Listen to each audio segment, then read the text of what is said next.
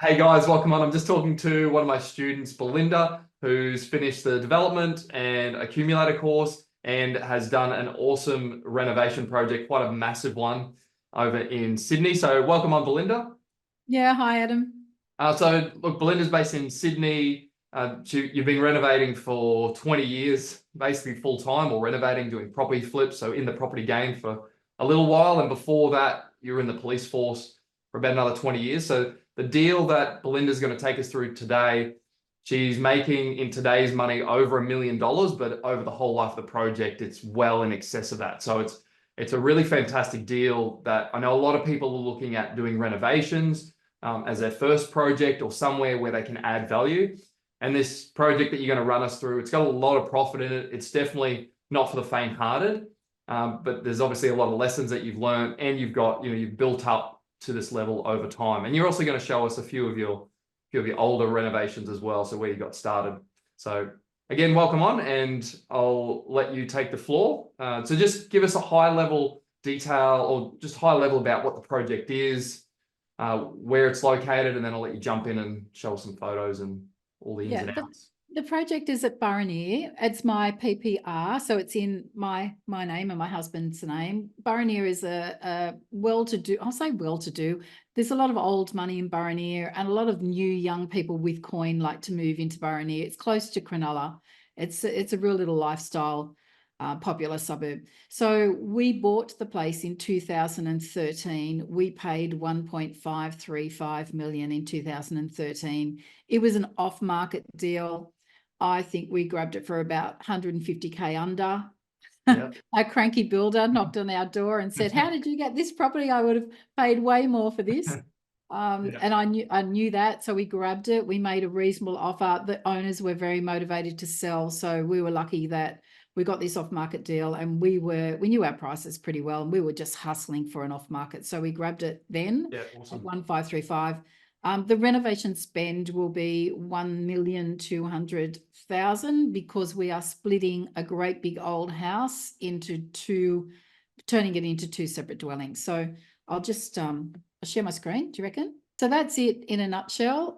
This is just actually just drag that off street view, but that's the project. You can see the old bricks. It's solid as, and I'm doing the obvious changes to anybody, all of you guys who are builders and developers. You'll see that what I've done here is try and maintain as little change as possible, as in windows, we're replacing like for like. There's a few we're squaring off, but really we're trying to keep the outside minimal changes, just render. The roof is in good condition. It was renewed not long before we bought it, so the roof is unchanged.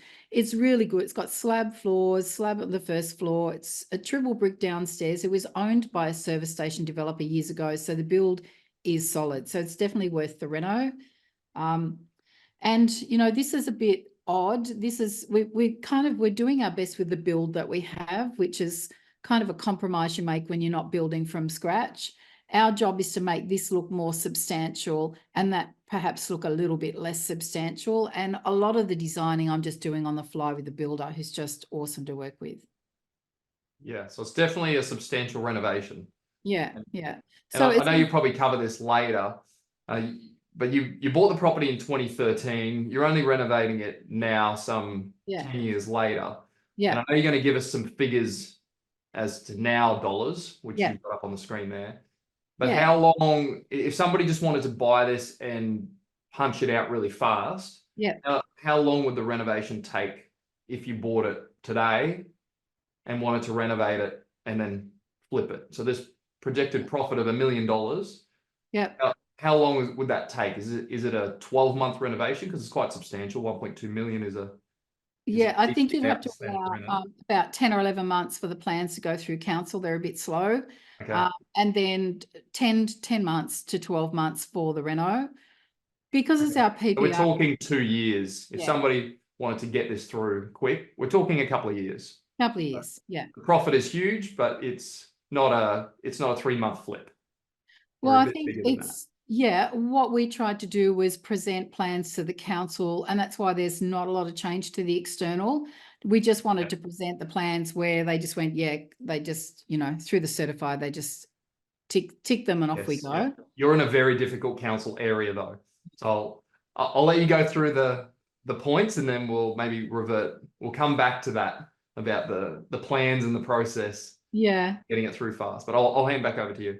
Yeah, thanks, Adam. It was in 2013, I'd heard a whisper that there was going to be a zoning change and that our zone meant that we couldn't do anything substantial to the house. So I got cracking and got the plans drawn up through an architect in about 2 weeks, threw them through council. The council approved them. A lot of people were holding back on their plans for the zoning change, whereas it, had an adverse implication for us. So they actually pushed the plans through pretty quickly. And our zone is now C3 environmental management, but it wasn't when we got dual lock approved. We snuck it through first. And then we sat on it. We weren't in any urgent hurry to do the reno. It was our PPR. The place was full of kids, dogs, cats, their boyfriends, girlfriends. It was a bit of a crash pad. So it was a great big 70s home. We didn't care too much about it. It was great fun. And we were doing other renos and investments and business things and client projects in between. Like I've had consistent client projects for many years while I'm not doing my own. Yeah. So for those people that don't know about zoning, you bought it where it could be split into two as a dual occupancy. Yeah. On two separate titles, which means you could sell individual. So you could cut the house down the middle ultimately and sell one half for one price and sell the other half for another price. So that zoning change, that C3 environmental management, that means that you can't do anything with the house, basically, I'm guessing. So you can't split the land up. It just is what it is, a house on a big lot. Correct. Yeah, okay. So it's a big old 5-bedder with lots of wasted space. There were 2 staircases inside, which really helped. So a clever architect, he just split it straight down the middle, and each side has 4 bedrooms, 3 bathrooms, and a double garage. We're also pretty lucky to have one double garage facing the street, and the other one was facing another direction down a driveway. So I could get that second car garage in. I worked pretty hard at really getting to know the ins and outs of council to make sure that whatever I challenged them on, I could say, we can do this because. So I got to know the regulations pretty well before we put the plans through. It's our PPR. The projected profit is $1 million above today's value. You explained that before. Plus the rental income, 119K per annum. So we'll live in one end and we'll rent the other. So the whole reason we did this is because you can tell from my age that I'm nearing retirement. I'll always do property development and renos anyway, but as for going to a workplace, that's not going to ever happen. So you haven't been to one for 20 years. I know. I better go. All right. Okay. So my backstory, that's my 3 kids, my 3 grown-up kids, my husband with his beard, thank God he shaved it off. I was in the cops. I think, where am I? There, right in the front. God, that picture looks like something out of the 1920s, but it was actually 1981.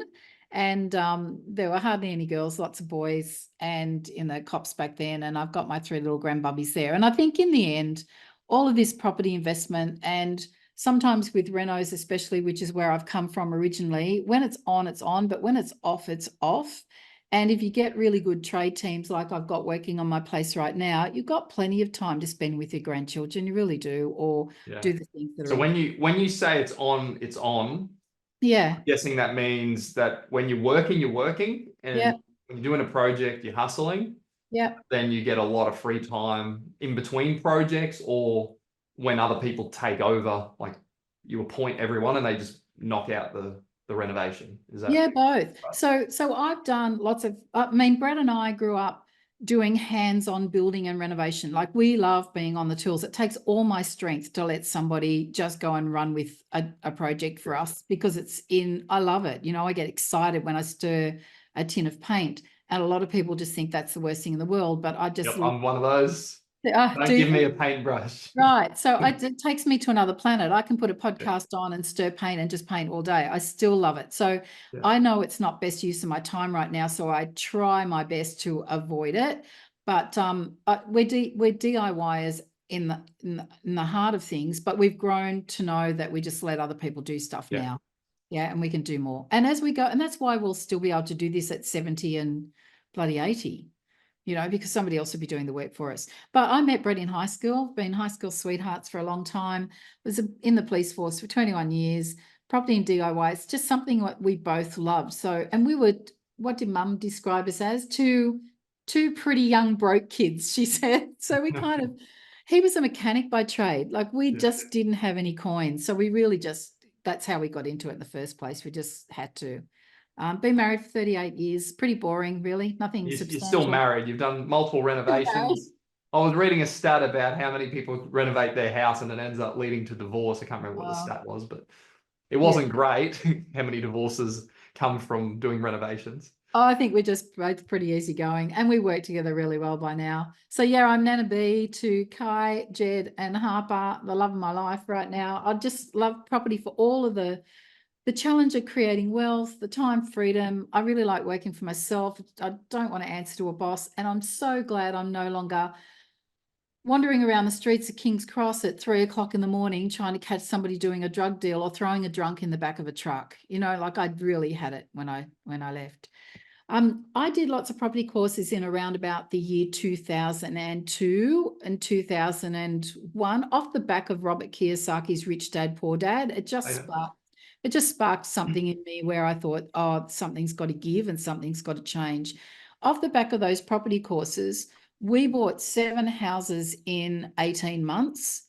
Wow. We had equity. We'd never really taken out a loan before. Our first loan was knocked back by the police credit union. And I'm very tenacious. So there's always a way. You can always find a way. I didn't even know anything about private lending back then, but we went and bought 7 houses in 18 months. And we bought this one property. And this was when you say the moment where you're going to leave, this is in 2003. I bought this property. We knew our price, we were ready to buy, and so we grabbed it at 190. I just wrote, 190,000 we paid for this. At the same time, the real estate agent had a young couple that just couldn't move as fast as us, but they really loved this house and their family was in the same street. The real estate agent said, rather than renovate this and flip this for profit, which was my intention at purchase, he said, would you on-sell it to the kids for a profit? And I said, yes. I made 40K in a day. We just flipped it on the same day and made a quick 40K. And that was the moment where I thought, why am I continuing to work night shifts, pay for childcare, go for promotions at work with blokes and ladies who could devote more of their time. My heart was in property by that stage. So as a comparison, what was 40,000 as a wage back then in 03? Great question. I actually looked back at my old pay slips. So because that was the question that came up, I thought, okay, did it replace my wage for that year? And yes, it did. I was working part-time and I had to pay childcare on the part-time that I was working. And so 40K was more than I'd earned in that 12 months. So I'm out. It just made sense to leave. Work was becoming an inconvenience and property was better. So we grabbed the money off that and I bought this property inside the same week and we just used that money to renovate this to lift up the value and the rental income on this property, which is a couple of streets away. Doesn't look real pretty, but hey, you should have seen. Doesn't matter. I grabbed these photos off the internet. So I just want you to know that the paint was fresher back then when I did it. Okay. That was the renovated state. Yeah, that's the renovated state. This is not unrenovated. This is renovated in 2003. You should have seen it. Well, the great thing about renovations is 20 years later or 10 years later, they need another renovation. Yeah.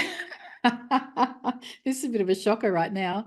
But hey, it was all the rage at the time. It was antique white USA on the walls and everyone's going, oh, look at that. The neighbors were coming in to have a look, polish the floorboards, just the ordinary stuff. And we did it DIY. And we knocked it in a few weeks. So I know what people are going to be thinking. Yeah. And I just want to put it in perspective for people, because you got out of the workforce 20 years ago, and it was off the back of doing a couple of courses that taught you how to renovate or whatever they taught you. But ultimately, and I can relate to this, it was not so much that the courses taught me much at all, to be honest, despite me spending tens of thousands of dollars on these, I won't say con artists, but that was kind of how I felt after the time. Hey, that's us. but it didn't matter because it was the idea that, and it was the belief that, hey, somebody else did this deal, so now I can do it. So just to put it in perspective for those deals that you did back then, Yeah. like, how were you able to afford those properties when you were on a part-time wage, your husband was probably working full-time, and you had 3 young kids?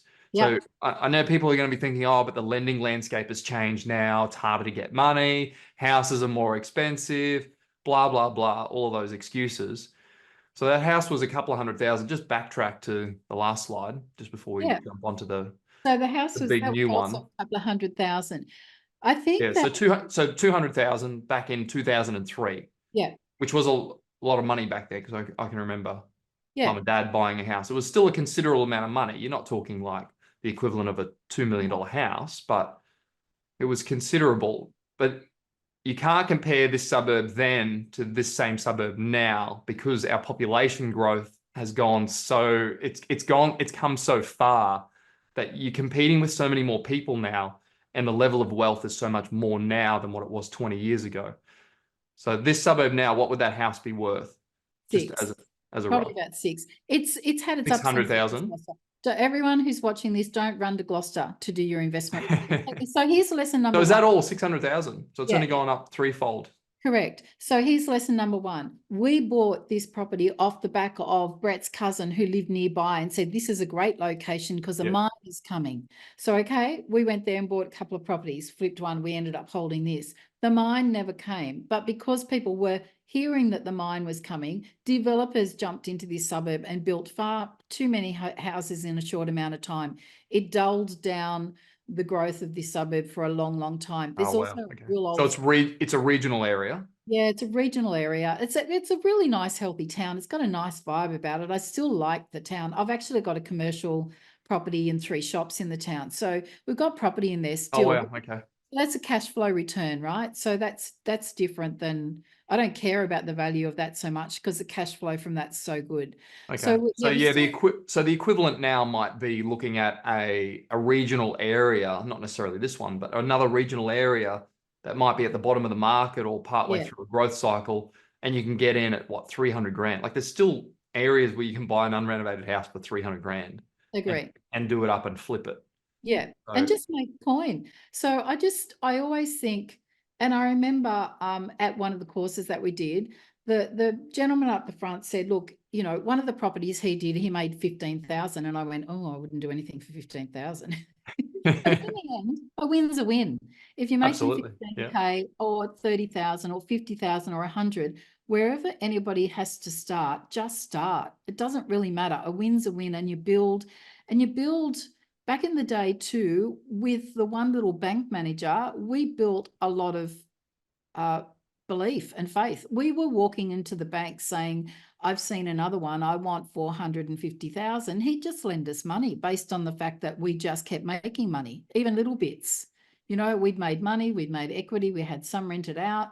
So, and also one of the strategies I learned, talking about courses again, one of the strategies that we learned was how to buy with virtually no money down. And so we had all this equity because we built the home ourselves. And so we created this home that had tons of equity. And even though our wages were always a bit terrible, it was enough. It was enough to get us started. And we took the action, Adam. We just had a crack. We just got going. That's it. Yeah. And we're prepared to roll So our sleeves up and you go. can, just for the people that are listening as well, a lot of people are maxed with their serviceability at the moment. Yeah. The main reason people are maxed, obviously interest rates have gone through the roof, but the other main reason is people go and buy a couple of properties, they build up this equity, but now more so than what it was back pre-2007, you've got to structure everything in separate assets, in separate entities. And if you don't have that structure right, and structure's one part of it, then you've also got the rest of the team and also certain banks, and how you pitch it to the bank. So if you have it structured correctly, you can keep borrowing even on a low wage. Whereas I know back then, only because I've read Steve McKnight's book back when I was 16 or 17, back then you could put everything in your personal name and it didn't matter. It didn't matter about structuring. and the banks would continually lend you money. It's actually better that it's harder now because it weans out the people that don't know what they're doing and they're all stuck versus the people that do know. And you can still buy more property. So I just wanted to hit that one on the head because I'm thinking about all the objections or all the questions that people are going to ask, Oh, listening to this and going, well, that was in 2003. We're yeah, now in yeah, 2024. But yeah, it's the same thing. same Like thing. you can Look, either make excuses or get results. It's the same thing now as what it was back then. It's probably easier now, to be honest, with all the tools. correct. And there's money everywhere, Adam. There's people will lend you money to do flips in a heartbeat. I've got a whole group of Absolutely. people. Some are renovators, they love to do the work, and some love to lend the money and just sit back and let somebody do the work, and they can take a little split of the profit or Yep. just a little something, above what they'd normally Absolutely. get for their money sitting in the bank. So where there's will, there's a way. I think networking and just being keen and hustling is enough. That's all people need. It's just to have the desire and just think where there's a will, there's a way, and I'll just find a way to move Yeah. forward. It's And so easy now to yeah, JV or get money partners. You just go to a Facebook group and say, hey, I've got this deal. Anyone got 100 grand that they can lend me for 6 months or yeah, 12 months, whatever it yeah, is? that's it. We Yeah, never had that even 10 years ago, 15 years ago. You had to go to networking events and you'd only ever meet, you go to a networking event, you don't even meet like one or two good people that might have been potential prospects. yeah, You didn't have a group of 10,000 people that you were like, hey, do you 10,000 people have 100 grand? Like there's going to be some people in that group that are sitting on cash. If you're if you're chasing a money partner or vice versa, if you're sitting on cash, there's so many deal opportunities now if you're involved in those groups or my program, your program that you run. So I anyway, think well, no, network is a big part of this. We went to the houses that we bought. We bought 3 here in Australia. We bought 4 in New Zealand. We went there for 5 days with people that we'd met at one of those workshop events. oh We just wow, started to meet up at a pub in Sydney once a month, and we were all sharing deals where we're investing in Sydney, where we're investing outside, what was happening infrastructure wise. There wasn't so much stuff on the internet, so we shared all the information that we'd already worked out through our our research and our network and our boots on the ground kind of research as the internet evolved over those years. But we all went to New Zealand and we bought 4 houses in a week over there. Again, with this as you do. no money down strategy. Well, I mean, while there's things that come and go, like right now, flips in Perth and WA are going really well, and I've got some people on the ground over there doing some stuff with our students. But right, and at that time, stuff was happening in New Zealand that was not happening here. So you've got to go where the action is and be a little bit fluid, I think. So we went to New Zealand because there was really good positive cash flow. There was really good opportunity to buy. The New Zealand banks would virtually lend 100% of the property Wow, value. value. So we grab a little bit of equity from our properties here to cover some costs and some general expenses. And it was free for all. In hindsight, I should have bought 20, you know, Wow, there you go.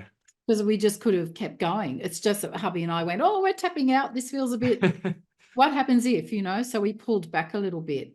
So, and a couple of those properties we still own, they've done really well for us. In fact, they need a reno. That'll be my next thing after I finish my house. I'll fly over to New Zealand and we'll renovate one and we'll sell that and do a dual oc, a knockdown rebuild dual oc on the second property. Yeah, Um, yeah. we'll do that. You'll be renovating your own portfolio. All right, moving on. Let's go to the bigger, Oh, let's more go. sexy deal. Okay, so I this know one everyone's probably here, dying to see. the reason I sold that property in Gloucester was to turn because I had more opportunity here. So this again, this is we moved into a little old house here for a little while we got the plans approved. So it was our PPR technically, which was really good. And we also had other properties in our trust accounts, but we stayed in this property. I did a project home build. I'm building now with Master Builder, and it's a different type of build than when you build through a display company. But if you watch the build and you manage it really well and you add a few design features, you can really up the ante. So my message is don't be lazy when you're designing and look around and see what other properties in an area are selling for and why, the little things. And you don't have to spend a lot of money to pay attention to some of the detail. I think some Agreed. Property investors get very lazy and they build boxes and they think, oh, this is gonna sell for a lot. And people, they identify, the bar's been lifted and people can really identify something a bit special. So this was in 2011, sold in 2012, and we sold it at 1.9, surprised everyone. And that was a flat market back then. I remember it. That was a terrible market. Yeah. So, in but Sydney, everywhere. The Yeah. market was so bad then, for those people that are younger, or if you don't remember that time of the market. I do, because that was when I was just getting into the market in 2011. It's very much make your own luck, But we Absolutely. bought it at 860,000. The Reno spend was the build spend was somewhere around 6. I can't remember. I've got the exact figures there. Yeah. And then sold it for 1.9. Yeah. A luxury So home. we made our money. And then, I'm not a genius. I looked around and I saw a real estate agent do 2 of them and I went, whoa, I want a piece of that. So I just did it. I think that's the difference, Adam. It's just got to go and just go do it. So this is where we're at, guys, to give you some idea of the location. Here's Sydney Airport. Yeah, so just to backtrack to the original one we're talking about, the original deal. I know we sort of went off track and onto your previous ones, but this is back to the original, or the current renovation that you're doing at the moment. This is where I'm sitting right now in the office while the painters are next door. Yeah. Right here. And that's why I did that last deal. So I really like the area. I knew it was just, if Brett and I could work to live in this area, number one, we'd feel very blessed. And number two, and we're grateful to be here. And number two, properties always do well here. It's just a really sound little spot. This is the actual property. It's just under 1,000 square meters. You can see how weird the block is. Runs there. Yeah, it looks like it was the original house that's been subdivided off. Yeah, that's it. That's a garage slab. You can already see done there.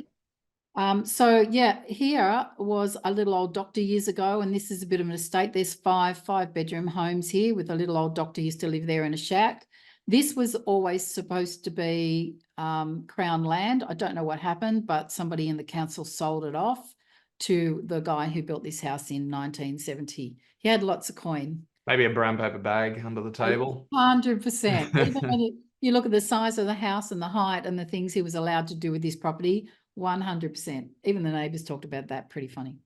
So here's the deal. Here's the house before. This is the state it was at when we bought it. Like, it was pretty poor. So we just cleaned it up, put new carpet, and we probably spent about 120K on it just to live in it. We stayed just to make it livable. Yeah, had some fun. Yeah. So this house, like the first photo you showed us back at the beginning, did not or does not represent the state that you bought it in. No, that's the state we bought it in here. And you bought it off market, and you have in that first dot point 150,000 under market. Yeah. This for a lot of people would have been a scary deal to buy, because the finance would have been harder because it's uninhabitable. So the finance, you need like a desktop valuation or a drive-by, because if a valuer goes through this house, he'd condemn it and say it's not habitable. And as soon as the bank sees a non-habitable home, they don't lend you the money. So this is obviously, it's not a straightforward purchase, and a lot of renovations aren't. Yeah. Honestly, Adam, I wouldn't say it was inhabitable. It was just filthy. Okay. The pool looks pretty bad. That middle photo. There's a few tiles missing. The pool's green. There's a dead possum in the bottom of the pool. That's all right. There you go. It had been like that. Honestly, it had been like that for 9 years. The water in it was pretty stinky. Wow. Nice. But I mean, there are reasons why the real estate agent was saying to the owner who'd moved to Victoria and had it rented out to a whole bunch of teenagers, that was one of the motivation for her to say yes to the deal. Was like, he was saying, I'm going to take this property to market. There is hardly anybody who's going to touch it. I've got Belinda and Brett. They're perfect for this. They're eager to go, and that's how he brought it. We solved her problem and it was perfect for us. So I took this photo yesterday afternoon. I thought, better get my act together for Adam. So I went and took this photo. Okay, so that's currently, as of literally now, one day old. Yesterday afternoon. So we've obviously got to tile the verandas, and we've got quotes. We've just accepted quotes on the balustrades. That's the side of the garage that we've built over the slab, and we're doing some landscaping up here. And that's the same angle as that original photo taken there. We've squared off a couple of windows that are a bit weird, but in essence, we've just kept all of the arches. Number one, they're an attractive feature. It's a good solid house and definitely worth doing. I hassled every real estate agent in town to get this house in the first place. I am unafraid to say, I was just every day, find me a house, find me a house, find every open for inspection I went. Not interested in house, but it was a chance to get in front of another real estate agent and say, get me a house, get me a house, get me a house. We'd already sold and we were renting next to mum and dad. So they knew we had the cash. They knew how much we had. And I said, you find me a house, we'll jump on it. And we did pretty quick. Yeah. So you sold out of that white house you just made $500,000 on. Yeah. Okay. And also you were living in that house. So all that money was all tax-free as well. 100%. Sold it. So all those profits were all straight in the bank. No tax. No tax. And the real estate agents knew what we'd sold it for and they knew what we were willing to spend and able to spend. So that's pretty cool. But I'm like, you find me a house, I want something that's valued around about 900 to 1.5.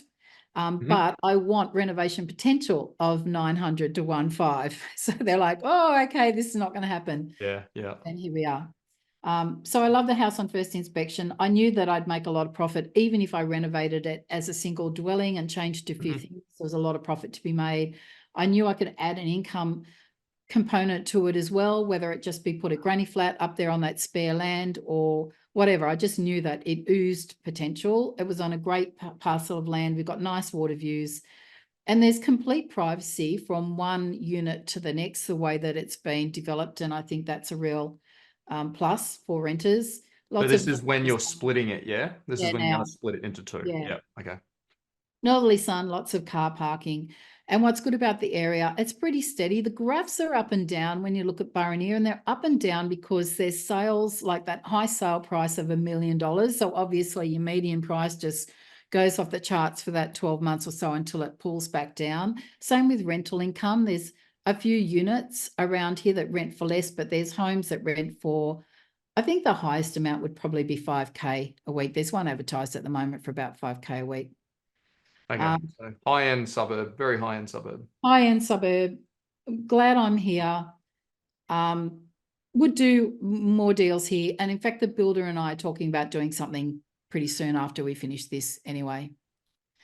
Yeah, good spot.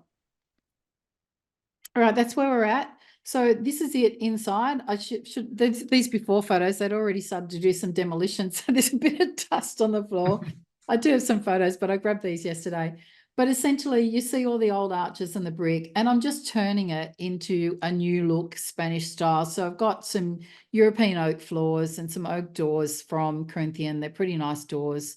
Some knoll handles. I think design, people don't pay enough attention. And let me tell you, the extra money that I see around here that people will pay for a property to rent and to buy if it's got a few features. So Tim and I designed yesterday some arches to go on this wall, just a little bit of trim. Though I could have just had a plain wall and a very unfinished bedroom. And I thought, no, I'm just going to do something a little bit extra. So a couple of those little features, and they cost next to nothing to put together. It's not like I'm adding rooms or and same with wall sconces and lighting. I think now is a really good opportunity to add some beautiful lighting because there's so many around. You can head to Temple and Webster and get stuff from all the major brands around at really reasonable prices, and paying attention to the little details that make properties special is probably what I've studied over the last 15 years. Agreed. Even little things like a little Spanish style cut out there in the arch door into the pantry there. The stone guy said, I've never seen this. And I said, here's a picture on Pinterest. It's from the States. I want you to do it. They all smile. The builders all smile at me like I'm weird, but it's these little features are really making this property value up. The wall back there, you know, that's an idea that I grabbed from one of the shops locally. I looked at that type of render and I just thought, because I've done so many renos now, I just go, okay, that's something that builders can do. It's not micro cement or Venetian plaster that I've had quotes for $500 per square meter. This is something my little Vietnamese renderers can do with me standing there with a video and a picture showing them, and they put it together and off they went, and they did that in a day. And those kinds of features, they really make your house look a little bit different, and they don't cost money to put together. I think it's key. And it doesn't just have to be high-end houses. I know yours is, but yeah, I totally agree with you. I was I've done renovations. I've seen renovations that have sold really well. And it's just Yeah. those little things like Little the things. light features, Yeah. just spending that little bit more on cabinetry that gets people like an extra 50 grand or 100 Yeah. grand. And you were just while you're on the kitchen, you were saying before about how you're really pleased with the kitchen, and it looks like a really expensive kitchen, but me looking at it from my developer's hat or renovator's hat, I know that the kitchen isn't as expensive as what people perceive it to be. Correct. And can you just give us That's my a bit of an secret, idea man. on, and without giving away all your secrets in one slide, I know we got limited time, but Yeah. what's like, what would people value that kitchen at, and what does it cost you, just to keep it high As the level? kitchens and the butler's pantry and the laundry combo in here, and also in here, I've got some shelving units coming in that little section here to Oh, match, nice. mirror that, with some library lights over the top. So that kind of stuff, it's a 40K. It's coming up 40 Okay. with appliances and all. Yep. I What do you think, reckon people would value it at? Probably 100 in this area? yeah, 60 to 100 possibly. Like it's just a phenomenal kitchen when you walk through it. So people notice the stone. A lot of people can't identify whether it's actual marble or it's real, authentic stone of some degree, or if it's engineered stone. We got tripped up a little bit after July, the silica ban, 1st of July. So everybody who's listening to this will understand how more difficult it is now to buy stone or porcelain, and people are taking advantage of the situation, I think. Yeah, yeah, absolutely. Right. So for those people that don't know, the silica ban was they banned all this type of silica in engineered stone because Yeah. when you cut it, it flips off all these particles, and apparently it's dangerous for your respiratory. So they've banned it into Australia completely. And what it meant is half the stone that we were importing is now banned. So now the price has gone up Yeah, and because of they're this new they're stone that we need without the silica. correct. And if you walk into somewhere like Caesarstone, major brand, their showroom and their warehouses and half the kitchen suppliers around still have all of these samples of stuff you can't order. There's a handful of the things that you can order from, your porcelain tile, which And they're all does, expensive. they're really expensive. Yeah. So they're like, okay, so here's an example. Our kitchen benchtop quote, our allowance was 8. This came in at 13. I was quoted 22 on quite a few of the more Wow. natural stones. So bench tops have just gone up a lot. So just be wary, guys, put some contingency together for that. So there's Or things get that it play cut around with. overseas. Yeah. Yeah. If you can do that. Same thing. I'll import my next kitchen. I'll import straight from overseas. Yeah, that's what I'm doing with mine. They're all measured on site, and they're all Yeah. being imported directly from China. Yeah. Same No with mine. cutting. There's no cutting on site. Yeah. Beautiful. So yeah, stone, this is an engineered stone that is put together with the new mineral and resin compounds. So it's completely safe. I've used Polytech. That's for anyone listening. That's a Polytech Boston Oak, the original color Boston Oak. They've just brought out a range of 12, but this is the original. I really love it. It's a really gorgeous color. I spent a bit on the handles in here because this is going to be rented. So I didn't want anything to be flimsy. If I could actually, it sounds counterintuitive, but down Brett and up my end, I could probably spend less because we don't wreck things. So I don't know what the tenants are going to be like. So, there's a few things Okay. where I think I would rather have that Yeah, light, but I'm going to choose that because I don't know who's going to be in here kicking a ball around. absolutely. And Yeah. you're also thinking about longevity as well. If you're just doing this to flip, then you could probably skimp on a couple of things that 100%. people aren't going to value, but it's a consideration when you're holding property Yeah. that you just spend a little bit more. And I totally agree with that. And I Spend wanted a to little bit value up. more. And we've pulled back in the bathrooms, Adam. If you saw a picture of the bathroom, you'd identify. They look really nice. They're in keeping with this, but we pulled back on doing. Yeah. So more money went into the kitchen, less in the bathroom. Yeah. All right. So here we are. Purchase 1535, pre-reno value 3.7, reno spend 1.2, value after the reno will be somewhere between 6 and 7, I would say, and the profit is more than $1 million. Yeah, awesome. So just to recap, so your 2013 purchase price, that's just for information. Yeah. Because you did buy it 10 years ago. So in today's value, Yeah. it'd be worth 3.7. Yeah. and Sydney market in this area, is it pretty stable? Is it a bit low? It's probably bottom of the market there at the moment, right? So It's kind of going all right. it's going okay there. Yeah, it's all right. I mean, it's not, has its moments where it just forges ahead, but never really falls apart here. So you got 3.7 if you bought it in today's dollars. Your Yep. reno spend in today's dollars is 1.2. So you're in for about 5, and it's worth 6 to 7. Yep. Which is, so on the lower figure, you're kind of $1 million in the green, and on the upper figure, you're 2 million. Yeah. And that's on today's value. Yeah. That's pretty incredible. Plus the rental income. That's what excites me the most, is the 119,000 a year. Yeah. So project costs and where we're at, look, it's killing us at the moment not to DIY, because that's just how we're wired. So it's like, stop it, Belinda, just let the builders do it. We're 500K in. When you see those pictures, we're 500K in to our 1.2 spend. We're aiming for high level finishes to suit the demographic. If we did something really cheap, it'd be noticeable, and people just don't respect it around here. They're astute. It's designed by me mostly on the fly. I'm so grateful to have a build team who just call me in and say, do your design. We want your bathroom planned by next week, and we want this and we want that. This morning there was a messages back and forth saying where they're at, where I'm at. So I don't have them waiting for everything. I've all my selections made and they just run with it.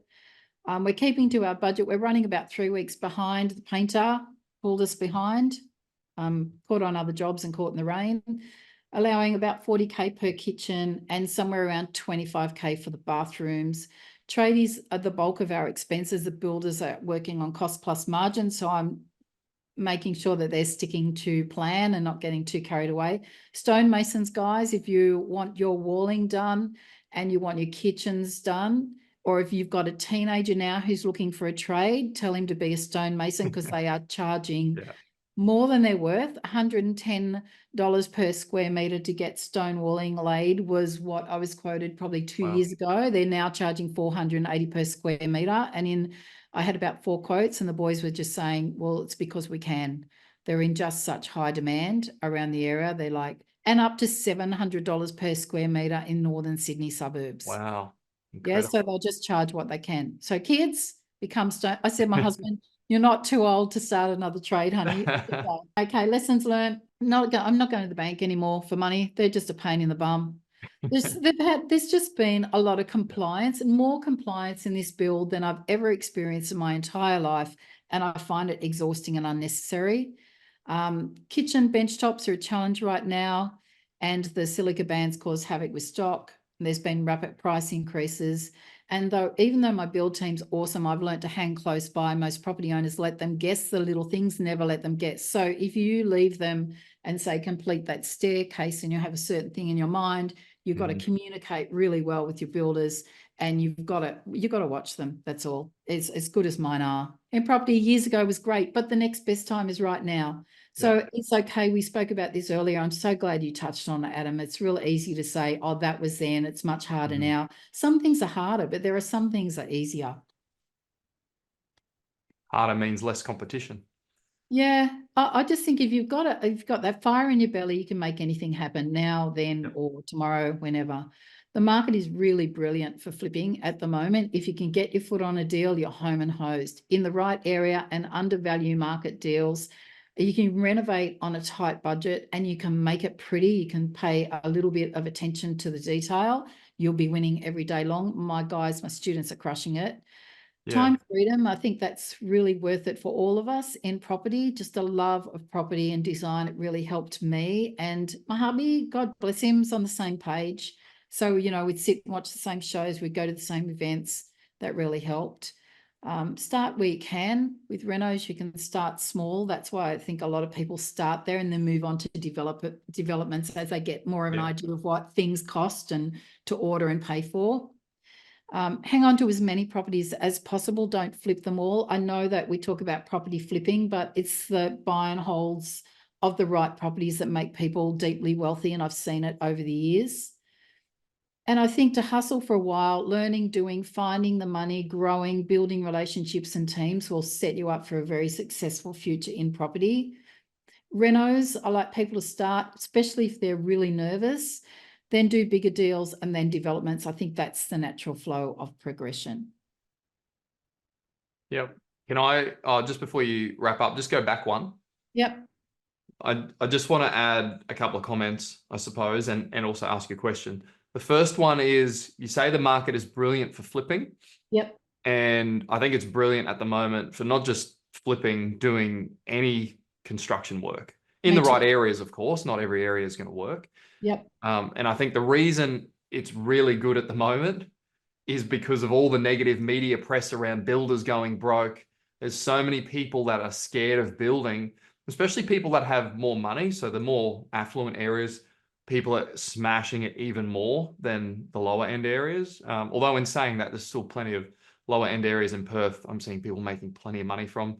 Yep. Doing renos, developments, and that's just low end.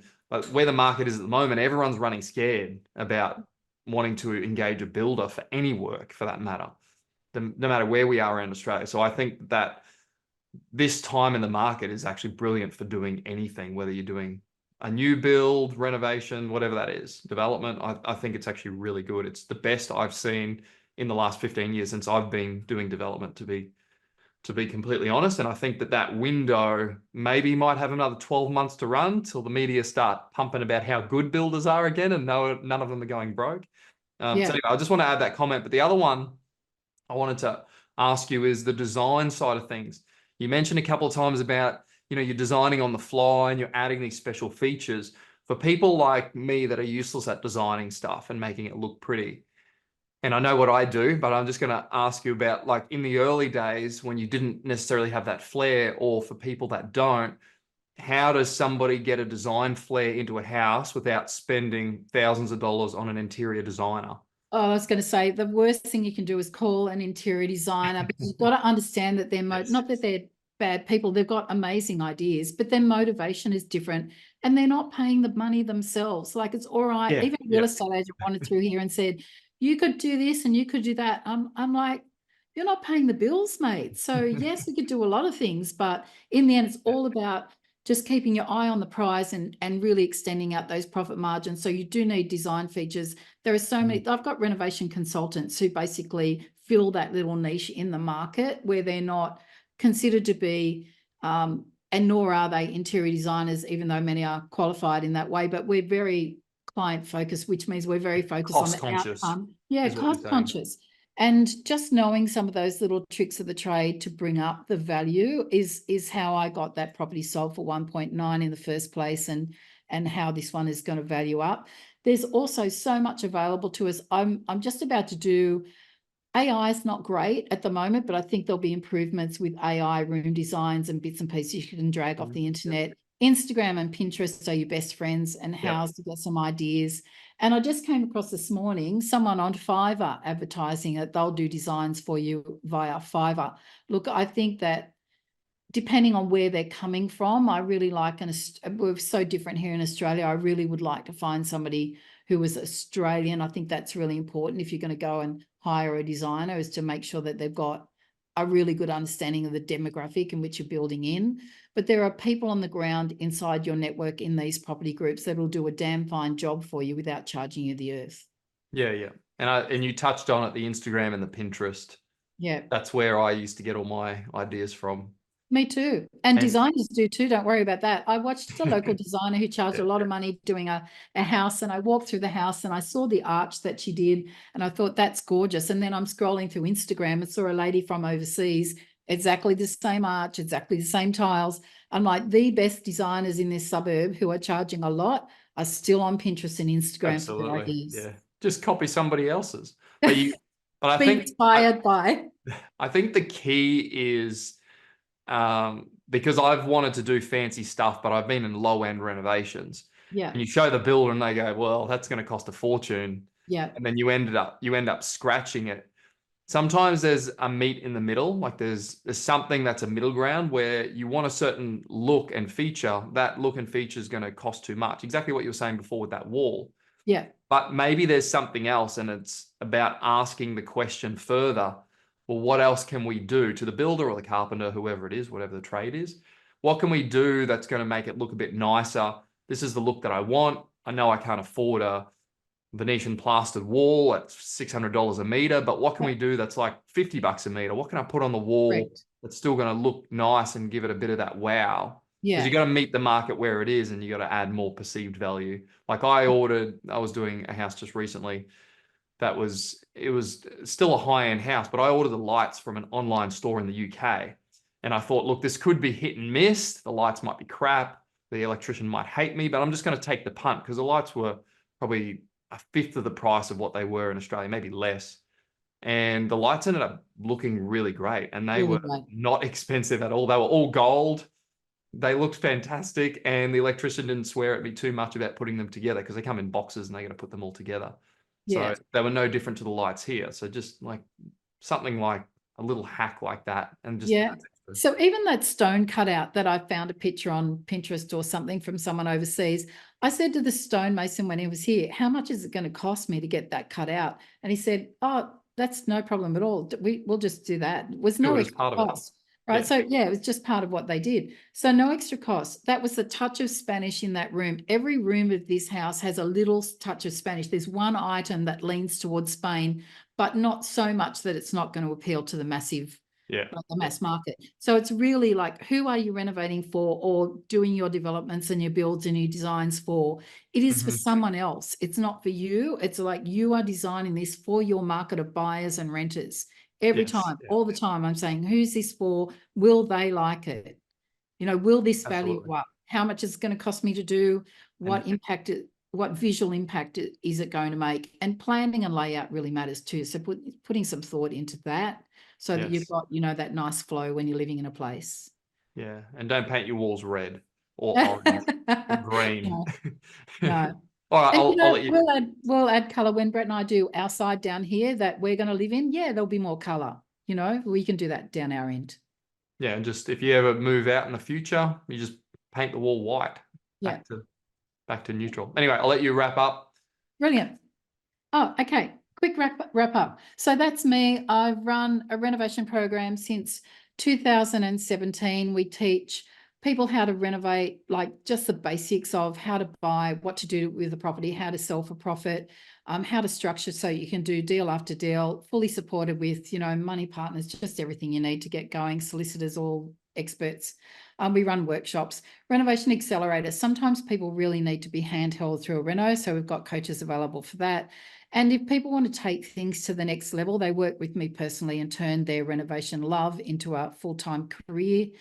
So that's in a nutshell. But for you guys who are in Adam's group, and I know you all pretty well, I've got professional renovators in every pocket of Australia. If you want someone to lean on to help you with design, or if you want someone to be boots on the ground looking through a property, don't forget to reach out through Adam or to me. I don't mind. Do you mind if I said that, Adam? Yeah, that's fine. That's fine. Or All someone to good. manage your project. If you want someone to do a You project for can. you, Yeah, I was just about to say if you're just doing a reach project out. remotely, Yeah, yeah, or if you're like me and I've got various different houses and I can't be on the ground managing everything, yeah, so I obviously need people to help me manage the renovation. Because yeah, as you pointed out, you want to be a DIY because you enjoy it, yeah. but I don't enjoy it personally. So Oh, Adam. if you like, as in the painting or the Yeah. hands-on stuff, that's not something I overly enjoy. I got scarred from my first renovation when we ran out of money, Ah, and while I was painting the house till midnight every night for weeks. So when you're doing things remotely, or more to the fact that you can do things remotely, whether it's a development, whether it's just a buy and hold or a quick renovation, you don't have to be on the ground no, necessarily. So, but you need a good team you do. that can manage things for you. And that team isn't your rental manager. If you're Yeah, painting one wall, your rental manager can organize a painter. But if it's agree. a bit more substantial than that, you do need somebody that can actually get stuff done. And Yeah, once you actually are in that space of delegating tasks to people, like you can do 10 projects in one go, like me or Belinda. I'm sure you've got multiple projects running. yeah, When you have that team, you can leverage your time. So you're not having to spend 100 hours a week painting a house to try and get it finished in time, which I can relate to because that's what I did on my first one because I ran out of money. It's all about what did you buy it for? How much is it going to cost? Making sure that you've got all the costs in there. and what are you going to sell it for at the end? That's literally it. And That's it. is there profit to be made? Because if there's no profit, don't do the deal in the first And place. I think having something managed where someone's very conscious about spend and speed is really important, because if the project drags on and on and on, that can Absolutely, really yeah. hurt the bottom dollar. Yeah. So If you've got holding costs, interest yeah. costs racking up, that was the equation I made back in the early days is I just get, and like you said before, before we started recording, you said your builder had like 16 guys on site at one time. So if you're doing a renovation, you just want to get in and out of there, especially if you're paying interest on the money. Even if you're holding it, the quicker you finish, the quicker it can be tenanted, and the quicker that money turns around so you can move on to the next one. You And I don't want to think be thinking you're saving $5,000 on painting, but in reality, you end up spending another $5,000 on holding costs. I think you're very exposed in the middle of a renovation. If there's any part where you feel a bit like open to trouble, it's where you've borrowed a lot of money. You probably borrowed for your renovation. You've got people that you're paying money to, and the place is not complete. So Yes. you want to move through that as quickly as you can, because at the end, home and hosed, your place has taken on a whole new value. You've created new value on a place. So it's that moment in between. You don't want that to last too long. Absolutely. Yeah. The bit in the middle, just velocity money, get in, get out as quickly Move as you through can. it. Yeah. Bank the cash and then go on holiday after that, or whatever you want to do. Don't spend it on silly things. But you end up spending it on the next deal. For those people that have done multiple deals, it ends up just all rolling to the next deal. But at some point, you pull some money out for some nice stuff. Anyway, all right. Thank you so much for your time, Belinda. Thank you. Hopefully we've answered everyone's questions. And if anyone does have any questions for Belinda or myself, feel free to put them in the comments. It's probably the easiest way. And thanks so much for your time and sharing your amazing deal with us. And very inspiring. And also look forward to maybe having you on again to do a couple of those other earlier deals that you were working on, or some other ones, because I know you've probably got another couple of dozen sitting in the kitty. Yeah, there's lots. I'll come to you from New Zealand. We'll do a live from New Zealand when I'm over there. New Zealand properties. New Zealand properties. Awesome. Sounds good. All All right. right. Thanks so much for your time again, and hope everyone got a lot out of this discussion that I've had with Belinda. And if you want to hear more or ask Belinda about our previous deals, we might do another video series. All right. Perfect. Thanks so much.